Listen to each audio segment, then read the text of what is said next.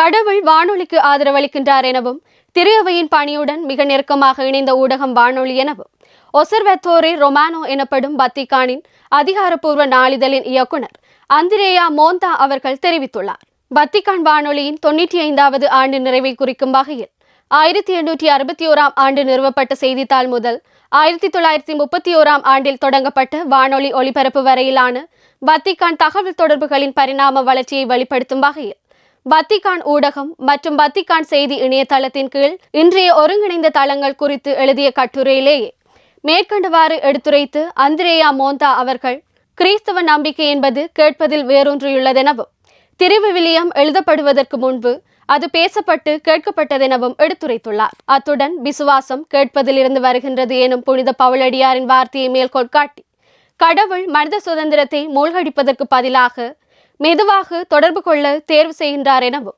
முழு கவனத்தையும் ஈர்க்கும் தொலைக்காட்சியை போலன்றி வானொலி அன்றாட வாழ்க்கையை அமைதியாக தொடர உதவுவதுடன் கேட்போர் சுதந்திரமாக செவிமடுக்க அனுமதிக்கின்றதெனவும் சுட்டிக்காட்டியுள்ளார். வானொலி கடவுளின் நுட்பமான உடனிருப்பை வெளிப்படுத்தி எதையும் வலுக்கட்டாயமாக திணிக்காமல் உள சுதந்திரமுடன் செவிமடுப்பதற்கு அழைப்பு விடுக்கின்றதெனவும் அவர் மேலும் தெரிவித்துள்ளார்.